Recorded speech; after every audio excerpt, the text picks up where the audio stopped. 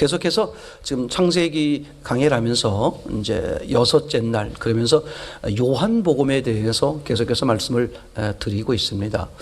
다시 한번 상기를 시키면 요한복음에서 20장, 그죠? 20장, 21장 부활을 넘어가기 전에 장면에서 그죠?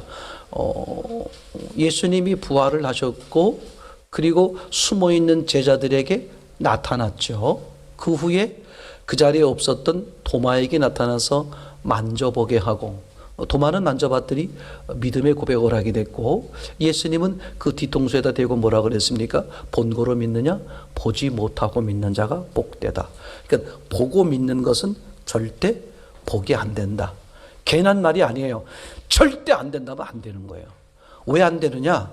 하나님은 보이지 않는 분이기 때문에 보는 것으로 보이지 않는 것을 확정 지을 수 없다. 절대 없어요. 물론 하나님은 보이게 하세요. 그러나 마귀도 보이게 한다. 그러니까 보이는 것으로 보이지 않는 것을 확정 지으려고 하는 것은 믿음이 아닌 큰일 납니다. 절대 큰일 나요. 그러니까 연애할 때는 서로 상대를 잘 모르는 거예요. 연애할 때는 뭐만 보여줘? 보여주고 싶은 것만 보여주는 것이고 그리고 항상 뭐예요? 가면을 쓰고 나오잖아요. 맞습니까? 가면을 쓰고 나오기 때문에 연애할 때는요 그 사람의 진면목을 보기가 쉽지가 않다. 그죠? 근데 이제 결혼하면 진면목이 나오잖아. 아니 이 여자가 이 남자가 그전에는 안 그랬는데 그죠? 뭐 이런 얘기 많이 하잖아요. 그냥 절대 신앙은 절대적으로 영은 영을 통해서만 알 수 있다. 그렇기 때문에 육을 기준하는 인간은 불가능하다. 이 출발점이 중요해요. 인간의 기준으로 영을 안다는 것은 불가능하다. 이 출발점이 중요해요. 이게 해결이 안 되면, 이게 인정이 안 되면 교회를 수십 년 다녀도 아무 소용없어요. 그래서 예수님에게 발에 밟힐 정도로 수많은 사람들이 몰려들렸음에도 불구하고 마지막에는 저 예수를 죽이시오 하는데 앞장서는 사람이 되는 거예요. 무슨 뜻이냐 하면 아이 놀라워요.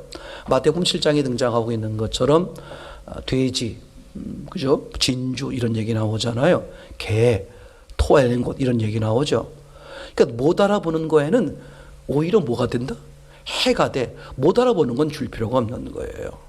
그러니까 우리가 임마누엘적 그런 복음을 신앙을 나누자라고 하는 것은 준비된 사람들에게 그죠? 제 말이 이해되겠죠? 나는 이게 불가능한 거구나. 그럼 사람이 어떻게 살아야 옳은 거야? 어떻게 살아야 되는 거야? 내가 이 방법 저 방법을 다 살아봤는데 이게 안 되네. 이게 헛것이네. 그럼 어떻게 살아야 돼? 이런 사람들에게 진짜 복음이 진짜 예수 그리스도가 필요한 거잖아요. 그죠? 제 말이 이해되겠죠? 이런 이제 본질적인 것을 우리가 염두에 두고 생각을 해보는데 요한복음에는 분명히 예수님이 믿음을 고백하는 도마에게 보지 못하고 믿는 자가 복되다. 그럼 보지 못했는데 어떻게 믿느냐? 보지 못했는데 나는 있는 것으로 믿는다. 이렇게 하면 그건 믿음이 아니라 신념에 불과한 거죠. 그러니까 보지 못했는데 어떻게 확정적으로 믿을 수 있느냐? 보지 못했는데 보지 못하는 것, 즉 영이 알게 해주었다. 그러니까 알게 한 주체가 내가 아니라 하나님이요 성령이다. 요 얘기를 하려고 그러는 거죠. 성령이 알려주셔야만 가능하다. 아멘. 이게 이제 믿음의 출발점이고 믿음의 진행이고 믿음의 결과가 되는 거라고 그랬죠. 아브라함의 언약, 모세의 언약, 다윗의 언약을 말씀드렸습니다만 그죠? 사람을 대표하는 아브라함의 언약에서 하나님이 일방적으로 언약을 맺으신다. 그러니까 누가 지키시겠다? 하나님이 지키시겠다. 왜 그러냐? 하나님만이 하실 수 있는 분이기 때문에. 왜냐하면 사람은 하나님을 떠나서 뭐가 되어버렸어요? 죽은 자가 돼서. 처음에 사람을 뭘로 만들었죠? 흙으로 만들었어요. 사람 자체로는 하나님이 원하시는 사람이 될 수 없는 거예요. 하나님이 함께 할 때. 그랬는데 이제 하나님이 함께 하니까 뭘 껍죽거리다가 자기가 하는 것이냐. 결국은 하나님을 떠나게 됐죠. 사람은 아무것도 할 수 없어요. 그래서 하나님이 하신다. 그게 아브라함의 언약이고, 모세의 언약은 뭐였습니까? 자꾸 무슨 얘기하는 거냐? 나도 할 수 있다. 사람도 할 수 있다. 사람의 노력이 필요하고 사람의 수고가 필요하고 사람의 공로가 필요하지 않느냐? 내가 율법을 지키면 나도 선하게 될 수 있다. 이런 거 얘기거든요. 그럼 해봐라 그러면. 그죠? 해봤더니 되더라 안 되더라. 아, 사람으로선 불가능하구나. 그래서 아브라함의 언약을 더 확신시켜 주는 거다. 그죠? 그래 놓고 마지막에 다윗의 언약이죠. 그죠? 영원한 나라, 영원한 씨, 영원한 자손, 영원한 나라. 그죠? 그때 다윗이 껍죽대죠. 내가 하나님을 위해서 집을 짓겠습니다. 그죠? 하나님이 거절하죠. 그럼 집은 누가 짓는 거다? 하나님이 짓는 거다. 그죠? 그래서 하나님이 그 당시로 말하면, 그죠? 정식 계통에 있는 자식이 아니죠. 솔로몬은 비자잖아요, 비자. 정식 부인이 아니죠. 그런 솔로몬을 통해서 하나님의 집을 짓는, 즉 하나님이 집을 짓는 거다. 그죠? 그러니까 하나님이 오셔서 거룩한 성전을 이루시는 것. 이게 하나님의 계획이죠. 그러니까 하나님은 모든 것을 아시는 거죠. 다 하나님만 하실 수 있고, 또 하나님이 다 해 놓으셨고, 우리는 그걸 어떻게 해 놓으신 그것을 믿음으로 받아들일 뿐이야. 그리고 우리 뭐 하는 거예요? 반응하는 거죠. 순종은, 그죠? 하나님이 말씀하려고 하는 그 행함이 아니다. 우리는 뭐예요? 단지 반응. 누가 선물을 줬어요? 그럼 내가 선물을 받아. 그러면 어떻게 생각해요? 선물을 주시는 게 진짜지, 선물 받는 걸 나도 수고했다, 선물 받는 수고했지 않냐, 이렇게 말하는 사람은 아무도 없죠. 선물을 만들어서 주는 분의 수고를 생각하는 거잖아요. 그러니까 하나님의 전적인 은혜고, 우리가 거기에 단지 뭐 할 뿐이다? 반응할 뿐이다. 반응은 우리의 행함이나 우리의 수고나 우리의 공로나 우리의 노력이 아니다. 그분이 이루어 놓으신 것. 그러니까 구원도 하나님이 이루시는 거예요. 우리를 믿음으로 받아들일 뿐이고, 성숙하는 것도 우리가 그렇게 잘할 수 있도록 하나님이 계속 어떻게 하는 우리에게 길을 인도하시는 거예요. 그래서 우리가 그것을 믿음의 눈으로 바라보게 되고, 그래서 받아들였더니 우리가 성숙되어지고, 이것은 사도행전 1장 8절 말씀에 오직 성령이 너희에게 임하면 너희가 권능을 받고, 수동태예요. 그죠? 성령이 임하면 내가 뭐 노력하고 수고하고 애써가지고 능력을 받아내는 게 아니라, 성령이 임하면 권능은 어떻게 한다? 저절로 임한다. 그럼 권능이 저절로 임했는데 왜 내게 권능이 나타나지 않느냐? 그게 믿음의 문제예요. 내가 그걸 인정하느냐, 인정하지 않느냐의 차이점이에요. 그러니까 누구에게나 동일하게 저분은 저런 은혜가 있어. 그게 어리석은 거예요. 하나님은 누구에게는 어떻게 주셨다. 제 말 이해되겠죠? 주셨는데 내가 그걸 믿음의 눈으로 받아들이지 않기 때문에 실제 내 거가 되지가 않는 거죠. 제가 누누이 말씀드리지만 성경 66권 이건 하나님의 말씀이죠. 그런데 이게 나와 무슨 상관이 있다는 거예요. 하나님 말씀이야. 난 하나님 말씀이니까 믿어. 나하고는 아무 상관없어요. 이 말씀을, 그죠? 이 말씀 속에서 맞아, 그래 하고 내가 믿음으로 받아들인 것만이 뭐야? 내 입장에서 볼 땐 이게 내겐 하나님 말씀이고, 그죠? 실제가 되어버리는 거야. 제 말 이해되겠죠? 그러니까 객관적으로 있는 말씀을 주관적으로 내게 하나님의 말씀이 되도록 받아들이는 게 신앙생활이다. 이게 아주 중요한 거예요. 근데 그건 다 누가 주도하신다? 하나님이 주도하신다. 하나님이 그렇게 길을 인도하세요. 구원의 길로, 성숙의 길로. 그죠? 그렇게 그런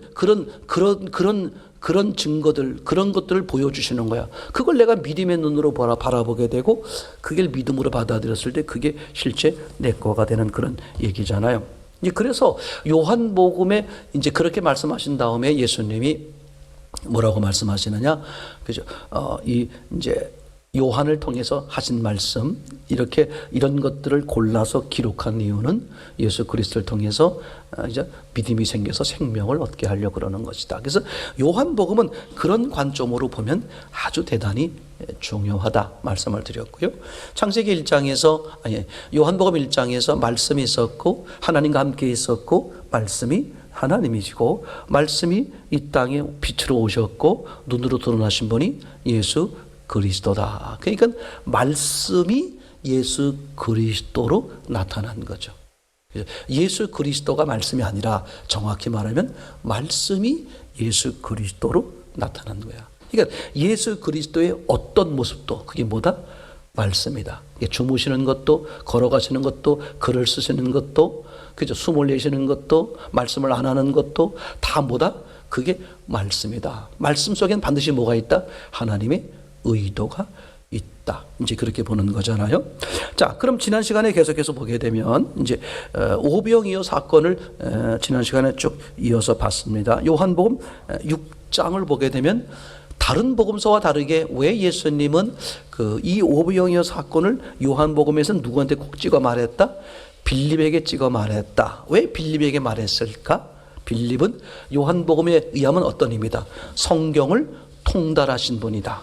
요한복음 1장에 빌립을 소개할 때, 그죠? 모세가 말하고 선지자가 말하던 그 선지자를 내가 직접 만났다. 이렇게 빌립이 최초로 말하죠, 그죠? 누구라고 그래? 너 나사렛에 살고 있는 요셉의 아들 예수다. 대단한 거죠. 성경을 꿰뚫은 사람이다.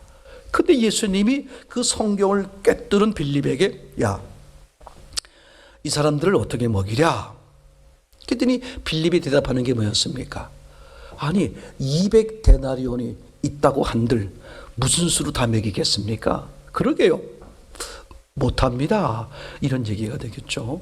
근데 안드레가 어떤 어린아이가 자기에게 도시락을 줬다는 거야. 그래서 그 도시락을 안드레가 가지고 옵니다. 예수님은 그 도시락을 통해서 기도하고 5,000명을 먹이고 12광주리를 남겨요. 그러면 이 내용에서 참 보게 되면 너무 놀라워요. 누구와 누구가 대비되는 거야? 빌립과 어린아이죠. 신앙이 뭐냐를 아주 명쾌하게 요한복음에서 얘기하는 거예요. 또 하나님은 누구에게 역사하시느냐 아주 동일하게 보여주는 사건이에요. 이걸요 놓치면 큰일 납니다. 그렇죠? 여러분 자꾸 성경이라는 것을 새로운 사건, 새로운 사건, 새로운 얘기, 새로운 얘기 이게 얼마나 위험에 빠지는지 몰라요. 제가 조금 살아보니까 진리라는 게 우리 사람들이 이 땅에 살아갈 때 그렇게 많은 게 아니야. 근데 그 한마디가 많은 모든 면에서 다 어떤 것들도 다 꿰뚫어서 말하는 내용 중에 하나라고. 예를 들면 그죠? 인생은 속도도 중요하지만 방향이 더 중요합니다. 이렇게 말하는 이 한마디 속에 정말 인생의 많은 문제가 해결될 수 있는 그런 게 있어요 보면. 그런 것처럼 진리가 꽤 많은 것 같아도 사실은 따져보면 엄밀하게 말하면 이래요. 성경에서 말하는 진리는 하나야. 하나님 자체가 진리다. 하나님과 함께 있으면 그걸로 끝이야. 뭐 다른 거 무슨 뭐 세상적으로 뭐 화려하지 않다고 할지라도 그런 얘기가 되겠죠. 자, 그러면 이제 빌립과 어린아이를 대비시키는 거야. 빌립은 뭐예요? 성경을 꿰뚫은 사람이야. 어린아이는 아무것도 모르는 거죠. 그런데 빌립은 뭘 통과 못했어? 물질, 먹는 거죠.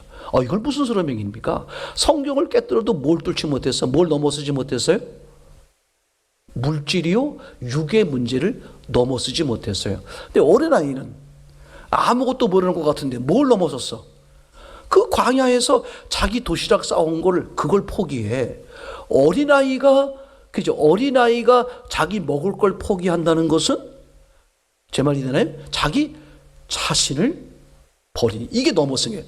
그러니까 성경이 말하는 신앙은 뭐냐? 빌립이 아니라 어린아이다 그런 얘기죠. 뭘 넘어서는 거예요? 육을 넘어서는 거예요. 성경을 꿰뚫어도요, 육을 넘어서지 못하면 그거는 그 사람은 그냥 지식쟁이야. 성경만 알고 지식하는 것이지 실제 신앙은 아니라 이거죠. 제 말이 되겠죠? 그러니까 어린아이는 너무 놀라운 사건이에요. 그 어린아이가 가장 포기하기 어려운 게 뭐야? 먹는 거잖아 말이에요. 근데 그걸 포기했다. 그러니까 요한복음에서 말하면 하나님은 누구에게 역사하시느냐, 누구를 통해 일하시느냐, 바로 이게 자기를 부인하는, 자기 부인은 뭐야? 육이죠. 육을 부인하는 이 어린아이, 자기 육의 목숨을 내어놓는 어린아이, 이런 사람을 통해서 하나님은 일하시고 역사하신다. 얘기되겠죠. 자, 이제 그 다음 보게 되면 그 오병이어 사건을 통해서 놀라운 일을 보게 됐어요. 사람들이 막 난리가 난 거야. 그래가지고 6장 15절에 써 있는데 뭐라고 써 있냐면, 그죠? 이 예수님을 강제로라도 붙잡아다가 뭐 하려고 그래? 우리들의 왕을 만들자, 이런 거잖아요. 이 오병이어 사건을 통해서 예수님이 말씀하려고 하는 것은 정반대 얘기예요. 뭐가 되자? 어린아이가 되자, 그런 얘기죠. 하나님은 이미 준비되어 있어. 누구에게 역사하시느냐? 이 어린아이 심령, 육을 부인하는. 근데 지금 이 많은 사람들은 예수님을 왕으로 삼으려고 그래. 이유가 뭐야? 육을 해결해 줄 왕으로 섬기자.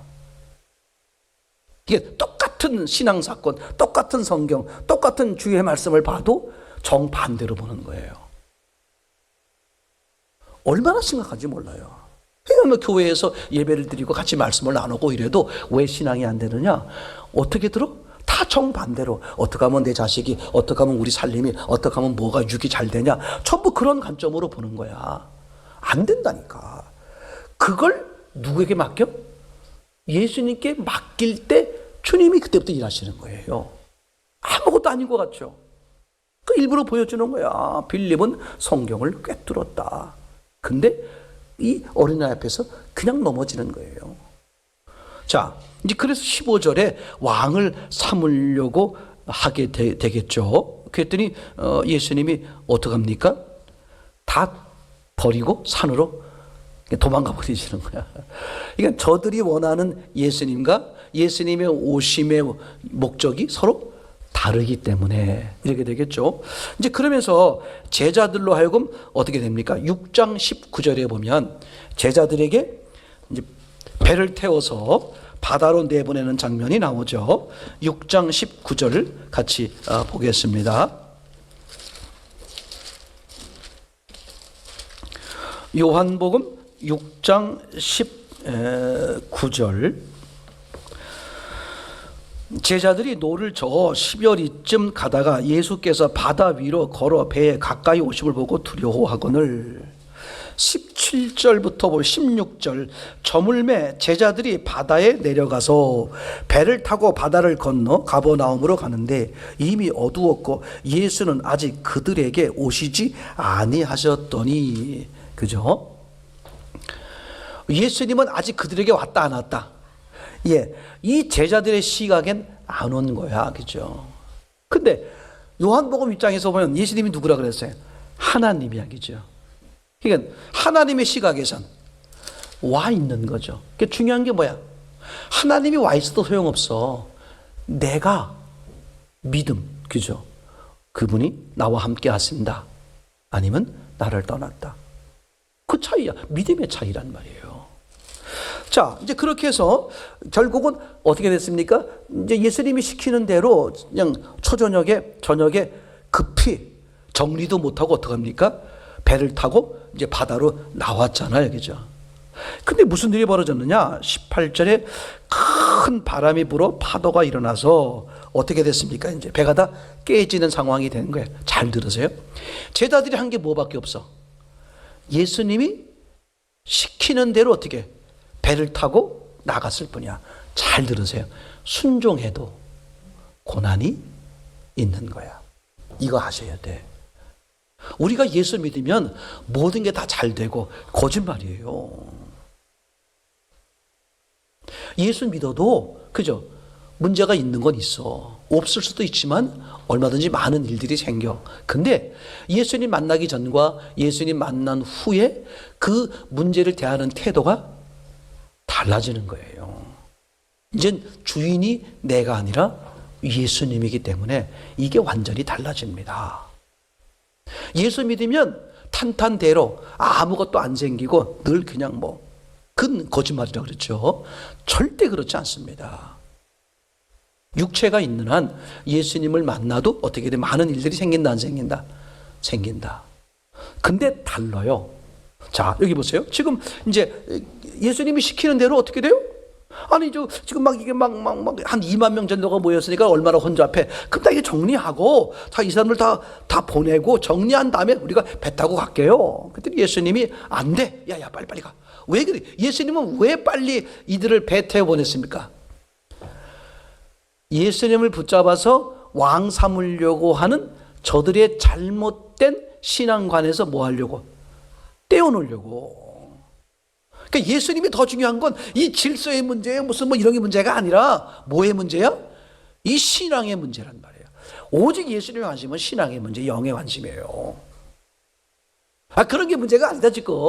네가 저 사람들과 함께 있으면 금방 휘말려. 와, 당신들 당신들 좋겠다. 저분이 왕 되면 당신이 왕들의 제 최측근 되겠네. 와, 그 얼마나 어깨가 으쓱으쓱거리고 이러겠어요. 그러니까 아마 이 배를 타고 나서 베드로이와 제자들이 지금 이제 배를 타고 출발했을 때 아마 그 얘기했을까. 야, 그나저나, 야, 이거 예수님이 왜 우리 보고 빨리빨리 가라는 거야? 모르겠어. 그나저나 아까 말이야. 야, 사람들이 놀래는 눈치 봤지. 야, 그새 버릇 다 삭혀가지고 막 기도했더니 막 불어나는데 누군 봤어? 불어나는 걸 누군 봤을까? 제자들은 봤을 거 아니야. 누군 못 봤어?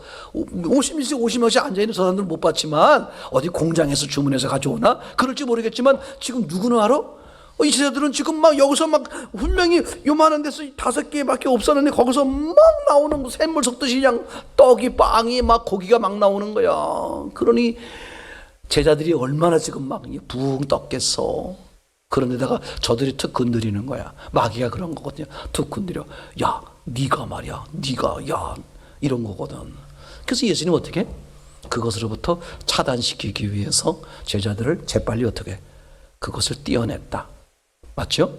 띄어내서 이제 얘네들은 아무것도 모르지만 하여튼 예수님이 가라 그랬으니까 여기는 왔는데 야, 아까 참 대단했지. 야, 이제 우리 앞날은 어떻게 되는 거야? 이제 불행 끝 행복 시작이네. 와, 이렇게 막 기대가 한참 이제 고무돼 있는데 폭풍이 몰아치면서 뭐가 돼버렸어? 죽게 생긴 거야. 중요해요. 왜 예수님께 순종했는데 고난이 올까? 예수님은 고난이 있으면, 순종했는데도 고난이 있으면 기억하세요? 더 큰 은혜가 있는 거야. 이 제자들의 잘못된, 가장 중요한 잘못된 신앙 개념을 깨트리려고 그러는 거야. 그죠? 예수님의 오심은 육을 위해 온 게 아니라 영을 위해 온 것이다. 그죠? 그래서 이제 고난 속에 있을 때 뭐만 찾아 이제 다 죽게 생겼다고 난리가 난 거 아니야. 그때 뭐가 보였어요? 예수님. 저는 궁금한 것 중에 하나가 그 폭풍이 몰아쳤을 때 예수님이 물 위를 걸어왔잖아요. 근데 파도를 타고 출렁출렁 오셨을까? 아니면 파도와 상관없이 마치 홍해를 요단강을 건너듯 맨 땅을 이렇게 왔을까? 먼저 가시는 분 계시면 먼저 물어봐 주시고 전화 한번 주세요. 그러니까 예수님은 그 상황을 유유히 걸어오시는 거예요. 그죠? 기자들이 너무 놀라는 거죠. 유령인가? 아니다. 그죠? 유령인 줄 알았더니 뭐라고 그래? 실체다. 그죠? 그리고 이제 예수님은 어떻게? 예수님을 받아들이잖아요. 예, 중요합니다. 한번 그 장면을 잠깐만 이제 보겠습니다. 19절, 제자들이 노를 저어 10여리쯤 가다가 예수께서 바다 위로 걸어 배에 가까이 오심을 보고 두려워하거늘 이르시되 내니 두려워하지 말라 하신대 이에 기뻐서 배로 영접하니 배는 곧 그들이 가르던 땅에 이르렀더라. 이 중요해요. 예수님을 배로 영접했단 말이에요. 그랬더니 어떻게 돼? 이 배가 어떻게 됐어? 제대로 길을 가는 거야. 그러면 아까 17절에서 배를 타고 바다를 건너 가버나움으로 가는데 이미 어두웠고 예수는 아직 그들에게 오시지 아니하는지라. 누구 입장에서 봤을 때? 제자들 입장에서 봤을 때. 요한복음에서의 예수님은 하나님이라고 그랬어요. 그죠? 그러니까 예수님은 이미 제자들과 함께 계시는 거야. 근데 제자들의 믿음에는, 마음에는 예수님이 계셔 안 계셔? 예수님은 저 산에 계셔. 우리는 혼자야. 이게 중요해요. 그렇죠? 그래서 마음에 예수님을 다시 말하면 예수님이 나와 함께 하시지. 그러니까 어떻게 돼버려? 배는 곧 그들이 가려던 땅에 이르렀더니. 그러니까 예수님이 내 삶을 항상 주도하고 주체이시다. 이 믿음을 가지고 있는 게 얼마나 얼마나 중요한지 몰라요. 상상 못할 정도로 이제 중요한 얘기가 되겠죠. 요 배로 영접했더니 배는 제 갈 길을 가는 길을 가더라. 요건 이제 성찬식의 실체라고 표현할 수 있겠죠. 예수님을 그죠? 내 마음의 주인으로 영접했더니 예수님을 상징하는 떡을 먹었더니 예수님이 실체로 내 안에 이제 계시는 것이다. 얘기 되겠죠? 그죠? 이제 그러면서 이 요한복음에서는 무슨 얘기가 나와요? 성찬식과 세족식 가운데 세족식만 등장하죠. 무슨 뜻인지 알겠죠? 이 무슨 뜻이냐면 요한복음에서의 예수님은 이미 하나님으로서, 요걸 제가 다른 말로 말하면 어떤 분으로서? 부활하신 예수님으로서. 그래서 요한복음 2장 22절에 그렇게 써 있다 그랬어요. 죽은 자 가운데서 살아나신 후에야 제자들이 어떻게 성경과 예수님의 말씀을 믿었더라. 요한복음에서의 예수님의 의미는 하나님으로서, 요걸 이제 그런 관점으로 말하면 부활하신 예수님으로서, 이런 얘기가 되겠죠. 그죠? 이해가 되겠죠? 그러니까 부활하신 예수님으로서. 그 부활하셨다는 것은 무슨 뜻이야? 사람의 심령 속에 계시는 거잖아요. 근데 누가? 제자들이 안 계셔? 이렇게 생각하는 거죠. 그렇죠? 그러니까 성찬식은 지나 이제 요한복음에서는 뭐만? 세족식. 그죠? 계시는데 어떤 경우도 너를 떠나지 않고 너와 함께 하시겠다. 이렇게 이제 말씀하는 것이고, 그래서 지금 6장에 이제 그 떡에 대한 얘기가 나오는 거잖아요. 6장 48절, 51절. 하늘에 내려온 산떡이다. 나를 먹는 자는 영생한다. 이렇게 많이 얘기하죠. 66절에 보면 이렇게 써 있습니다. 이러므로 제자 중에 많이 물러가고, 누구 중에 많이 물러갔다? 제자 중에. 이게 요한복음의 특징이에요. 요한복음에서는 그죠? 영적 믿음과 혼적 믿음이 혼재되어 있는, 요한의 침례와 예수님의 침례가 그죠? 함께 지금 혼잡되어 있는 신앙의 혼잡성을 얘기하는 거라 그랬죠. 그때 제자 중에, 원래 제자, 다른 복음서에서 제자 그러면 뭐가 돼야 돼요? 예수님을 따르는 사람이죠. 근데 요한복음에서는 가짜 제자와 진짜 제자를 영적으로 구분하고 있는 거죠. 제자 중에 예수님을 떠나는 사람이 많다. 그랬더니 68절에 그죠? 예수님이 베드로에게 물어보는 것이고, 베드로에게 대답하죠. 영생의 말씀이 주께 있는데 우리가 어디로 가겠습니까? 이렇게 되는 거겠죠. 그 다음에 7장 2절에 이제 그 유명한 초막절 이야기가 나오는 거죠. 그죠? 예수님의 부활에 누가 동참하느냐, 어떤 사람이 부활의 은혜를 입게 되느냐, 이런 이제 이야기가 되겠죠. 7장 8절. 너희는 명절에 올라가라. 나는 내 때가 아직 차지 못하였으니 이 명절에 아직 올라가지 아니하노라. 이 말씀을 하시고 갈릴리에 머물러 계시니라. 형제들이 명절에 올라간 후 자기도 올라가시되 나타내지 않고 비밀히 하시니라. 이제 유대인들에게는 이 명절 세 가지, 대표적으로 세 가지 명절, 유월절, 그 다음에 77절, 오순절이죠. 그 다음에 초막절, 세 개 때는 반드시 어떻게? 의무적으로 올라가는 거야. 그러니까 예수님 형제들이 예수님에게 형 안 올라가요? 이런 얘기잖아 지금 얘기가. 그 예수님이 나는 뭐라 그래? 아직 안 올라간다. 왜? 내 때가. 그러니까 여기서 말하는 예수님은 하나님으로서 부활하신 예수로서 영적 초막절을 이루겠다 그 뜻이. 그러니까 이 지금 형제들, 이 사람들은 뭐야? 그냥 율법에서 말하고 있는 의무적인 초막절을 지키는 거야. 명절이니까 올라가야지. 근데 예수님은 뭐야? 부활의 예수가 하나님이 역사할 수 있는 심령이 됐을 때 가겠다 그런 얘기잖아요. 어디로 올라가는 거예요? 예루살렘에 올라가죠. 예수님이 말씀하시는 예루살렘은 어떤 의미입니까? 그 성전 예루살렘 말하는 거 아닙니다. 그건 침례 요한 때 이미 폐지가 된 것이고, 예수님이 예루살렘을 향하려고 그러는 것은 이스라엘 사람들의 심령, 중심, 그 얘기 하려고 그러는 그 심령이 준비가 됐을 때 그런 의미죠. 그래서 예수님이 예루살렘을 그렇게 사모하면서도 예루살렘에서 주무시거나 쉬시거나 한 적이 한 번도 없어요. 주무시거나 쉬시려고 기도하시려면 반드시 바깥으로 나오셨다. 그것은 저들이 말하는 그죠? 그 예루살렘 성전 그걸 말하려고 그러는 게 아니다. 그 예루살렘 성전은 폐지가 되었고, 그죠? 예수님이 말씀하려고 하는 갈릴리에서의 예루살렘의 의미는 그죠? 사람의 심령 중심에서 죽으려고 하시는, 그죠? 사람의 중심을 위해서 중심에서 죽으려고 하시는 그 예수님, 그렇게 이제 표현되는 것을 우리가 볼 수 있겠죠. 8장 31절 그렇게 되어 있습니다. 그러므로 8장 31절에 그러므로 예수께서 자기를 믿는 유대인들에게, 자기를 믿은 유대인들에게 이르시되 너희가 내 말에 거하면 참 내 제자가 되고, 44절에 너희는 너희 아비 마귀에게서 났으니, 누구에게 한 말이에요? 자기를 믿은 유대인들에게 하는 말이야. 그러니까 예수님은 철저하게 요한복음에선 뭘 말하고 있다? 그죠? 진짜 신앙과 가짜 신앙을 그죠? 구분해서 우리에게 말씀해 주고 있다. 그리고 이제 8장에 넘어가면 바로 간음하다 붙들린 여인이 등장합니다. 성경을 모두 찾아보시겠어요?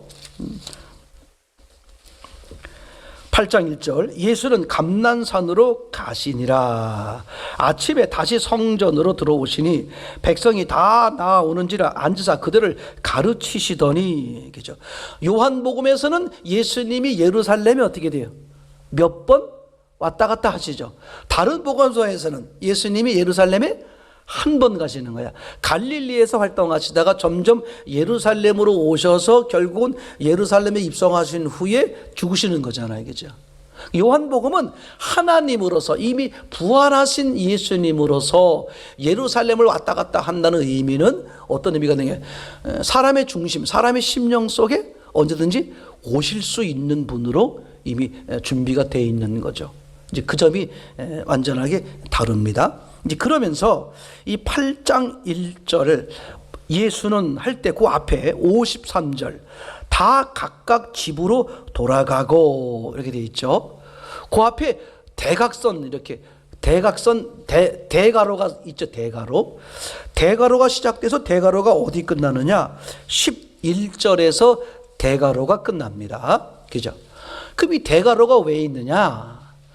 이게 이제 사본에 따라 달라요. 어떤 사본엔 간음한 여인 사건이 있고, 어떤 사본에는 간음한 여인 사건이 요한복음에 없어요. 그래서 이게 이제 어떤 복음서, 어떤 사본엔 있고 어떤 사본엔 없다, 이제 그런 걸 표시하기 위해서 이렇게 가로로 했어요. 그죠? 제 개인 생각에는, 이건 신앙 성경은 상관없어요. 제 개인 생각엔 간음한 여인이 이 요한복음에서는 없는 게 맞지 않을까 하는 생각이 이제 듭니다만, 또 다른 의도가 있겠죠. 자, 이제 보면 거기 간음한 여인에 대한 얘기가 등장을 하는데, 이것도 사실은 출발점 자체가 이상해요. 간음이라는 건 혼자 하는 게 아니잖아요. 그죠? 반드시 상대가 있어야 되잖아요. 근데 누구만 붙들려 왔어요? 여인만 붙들러 왔다. 이 자체가 이미 출발점 자체가 잘못된 것이고, 사람들이 모여들어서 어떻게 하려고 그러는 거예요? 저 여인을 쳐 죽이는 게 마땅하지 않느냐. 그죠? 그 예수님 대답이 뭐였습니까? 죄 없는 자가 먼저 치라. 그렇죠? 7절 너희 중에 죄 없는 자가 먼저 돌로 치라.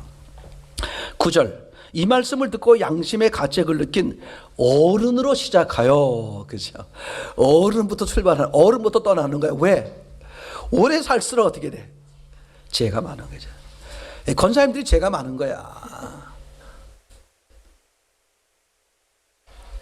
그러다 보니까 권사님들은 다른 사람 뭐 잘못하고 이래도 별로 뭐 화내고 막 흉보지 않아. 왜? 도찐 개찐, 아니 나는 뭐 더한데, 살면서 너무나 많이 경험하니까 그 마음이 훨씬 더 어떻게 돼? 여유로워지고 넓어져요. 그죠? 근데 젊은 친구들 같은 보라같이 깨끗한 친구들은 어떻게 돼요? 남이 뭐 잘못하는 것을 용납을 못할 수 임보라 아니고 강보라라고 있는데 그 젊은 친구들은 그걸 용납이 잘 안 됐어요. 왜? 자기는 그런 거를 해본 적이 없으니까. 그죠? 이제 그럴 수 있죠. 근데 여기서 이제 이 여인을 돌로 치라 그랬더니 어른으로부터 양심에 찔려서 떠나게 되고 결국 어떻게 돼? 한 사람도 남지 않고, 그죠? 누구만 남았다? 예수님만 남게 됐죠. 이 중요함. 사실은 사람을 심판할 수 있는 건 누구예요? 예수님이야. 예수님밖에 없는 거죠. 거기서 예수님이 이렇게 말합니다. 10절, 여자여 너를 고발하던 그들이 어디 있느냐? 너를 정죄한 자가 없느냐? 11절, 없나이다.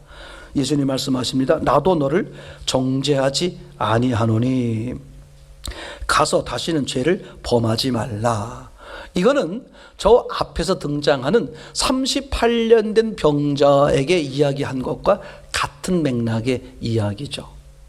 무슨 뜻이냐 하면 그때 병자에게 병을 고쳤어요. 더 심한 것이 생기지 않기 위하여 죄를 다시 범하지 말라 이랬죠. 근데 요한복음 9장에 가면 무슨 얘기가 나옵니까? 병이 그 부모의 죄나 그 본인의 죄 때문이 아니라 하나님의 일하심을 나타내기 위함이다. 그렇게 말했어요. 그죠? 그러니까 병은 죄에 대한 대가가 절대 아니다. 왜냐? 첫째, 죄에 대한 대가는 반드시 생명으로 갚아야 돼요. 병으로 갚을 수 있는 게 아니야. 저 사람이 지옥 갈 죄가 있는데 문득병이 걸렸어. 그래서 죄가 사함받고 이런 거 아닙니다. 그러니까 죄의 대가는 반드시 뭐다? 피 흘림이야. 피 흘림. 그죠? 그렇기 때문에 또 두 번째는 하나님은 사람에겐 한 번 주는 것은 정한 이치요 후에는 심판이 있다. 그러니까 살아있는 동안에는 심판을 하지 않으신다. 그죠? 그런 기본적인 원리 때문에 그 38년 된 병자를 고치신 다음에 그죠? 다시 죄를 짓지 마라. 더 심한 게 생기기 전에 라고 말할 때 그 의미를 어떻게 봐야 돼? 38년 된, 즉 평생 병 앓아가지고 아무도 돌보지 않는 천하의 벌거숭이 거지가 된 그 사람에게 더 심한 것은 뭐밖에 없다? 그건 지옥밖에 없다. 근데 지옥에 갈 수 있는 죄라는 게 뭘까? 그죠? 예수님을, 하나님을 믿지 않는 거잖아요. 그죠? 그러니까 무슨 뜻이냐 하면 네가 지금도 병을 앓고 있지만, 병이 있었지만 너는 여전히 하나님을 믿지 않는, 그죠? 하나님이 주인이 아닌 그런 삶을 살았다. 그러니까 그 길을 계속 가지 말라. 이 간음한 여인도 마찬가지죠. 그죠? 간음을 왜 했겠어요? 내가 주인이니까 하는 거잖아요. 그죠? 그러니까 예수님이 꼭 기억하세요. 예수님이 그 사람의 죄를 사하는 것은 예수님이 일방적으로 죄를 사하시죠. 사하시는데 그 죄가 그 사람에게 효력을 발휘하려면 그 사람이 그걸 믿음으로 받아들일 때 제 말 이해되겠죠? 아무리 하나님이 일방적으로 다 용서해 버리셔도 그 사람이 받아들이지 못하면 소용이 없는 거예요. 제 말 이해되겠죠? 그래서 그 사람에게 믿음이 참 중요한 거죠. 지금 여인도 마찬가지죠. 나도 너를 정죄하지 않겠다. 가서 다시는 죄를 범치 말라. 이 뜻이 아니라 이 문맥의 의미는 뭐라고 봐야 맞습니까?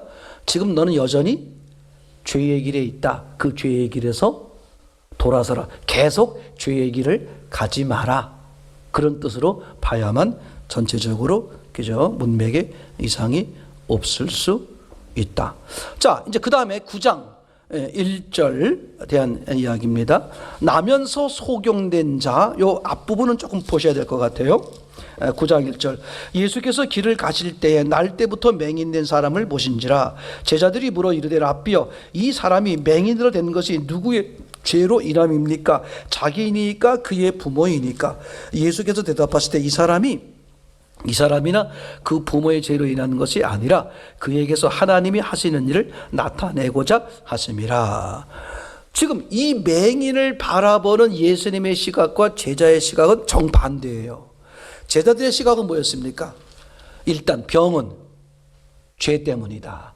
왜냐하면 구약에서 어떤 일이 벌어졌어요? 죄를 지을 때마다 하나님이 종종 어떻게 했어요? 이제 그런 병으로 표현할 때가 많았어요. 그것은 엄밀하게 말하면 이제 죄에 대한 결과가 있다는 것을 말해주기 위한 것이고, 두 번째로는 그죠, 하나님이 자녀들에게 경고, 돌이킬 수 있는 기회를 주시기 위해서 그렇게 되는 거죠. 근데 이걸 받아들인 유대인들 입장에서는 어떻게 된 거예요? 죄에 대한 대가로. 그러면 죄에 대한 대가면 아까 말씀드린 것처럼 더 이상 어떻게 돼요? 죄에 대한 대가를 치렀으면 그 죄에 대해서 다시는 어떻게 대가를 물으면 안 되는 거잖아요. 그게 유대인들의 사고 개념이거든요. 율법을 난 지켰으니까, 또 뭐 속죄제사를 드렸으니까 나는 이제 하나님의 자녀가 되었고, 나는 이제 의인이 되었고, 이런 거잖아요, 그죠? 근데 지금 예수님이 이 9장 1절에서 말씀드리는 것처럼 제자들은 병을 보는 시각과 또 예수님이 병을 보는, 아니 그게 아니야, 그건 하나님의 하시는 일을 나타내려고 하는 것뿐이야, 이렇게 이제 얘기가 달라지겠죠. 아까 말씀드린 것처럼 이제 구약의 그런 기록 방법 때문에 사람들이 오해한 문제가 생기는 것이다, 이게 되겠죠. 그래서 하나님의 하시는 일이라는 게 뭐냐? 맹인으로 태어났어요. 그러니까 아무것도 보지 못하는 거죠. 근데 이제 여러 가지 과정, 실로암에 가서 뭐 침 바르고, 시멜람 가서 손을 실로암 못에 가서 씻고, 그렇게 해서 눈을 뜨게 만들고, 17절을 보겠습니다. 이에 맹인 되었던 자에게 다시 묻되 그 사람이 내 눈을 뜨게 하였으니 너는 그를 어떠한 사람이라고 하느냐? 대답하되 선지자니이다. 그죠? 예수님을 뭐라고 말했어요? 선지자니다. 그죠? 엄밀하게 말하면 예수님은 선지자가 아니죠. 그죠? 메시아지 새 선지자는 아닙니다. 이게 뭐냐? 하나님의 하시는 일을 나타내는 거예요. 즉, 이 맹인으로 하여금 이젠 뭐야? 예수님을 알아보기 시작하게 하는 거야. 그 첫 단계가 뭐다? 저분이 선지자 중에 하나구나. 그죠? 그 다음에 이제 다음 단계 어떻게 되느냐? 38절을 보시겠어요? 37절, 35절, 예수께서 그들이 그 사람을 쫓아냈다 하는 말을 들으셨더니 그를 만나사 이르시되 네가 인자를 믿느냐? 하늘에서 내려오신 분이죠. 이분이 이제 메시아요. 하나님의 아들이요, 하나님이죠. 대답하여 이르되 주여, 그가 누구오시니까? 아까 선지자를 만났잖아요. 그러니까 그분이 아직도, 그죠? 제 말 얘기했죠. 선지자와 인자를 다르게 보는 거죠. 그분이 누구십니까? 내가 믿고자 하나이다. 예수께서 이르시되 네가 그를 보았거니와 지금 너와 말하는 자가 그이니라. 38절 이르되 주여 내가 믿나이다 하고 절하는지라. 이게 뭐야? 이게 이제 예수님을 정식으로 만나는 거죠. 진짜 하나님으로 만나는 거야. 이게 하나님의 하시는 일을 나타내는 거다. 그러니까 사람은 태어났을 때 다 뭐였다? 맹인이었다. 어디서 말해주고 있었죠? 창세기 1장 28절. 눈 떠보니까 어떻게 됐어? 다 이미 있었어. 맹인이야. 어떻게 된 건지 알지도 못해. 그죠? 그러면 그 맹인은 어떻게 해야 돼? 하나님께 여쭤보는 거야. 이게 하나님이 하시는 일이에요. 그러니까 처음에는, 그죠? 예수님이 선지자 중에 하나, 우리 병을 고쳐주시는구나, 아기 낳게 해주시는구나, 내 문제를 해결해 주시는구나, 그런 분들을 알고 나오는 거예요. 그랬다가 이제 이분이 하나님이요, 내 영혼의 주인이시구나, 이렇게 되는 거잖아요. 아멘. 그런 은혜를 누리시기를 참으로 소원합니다.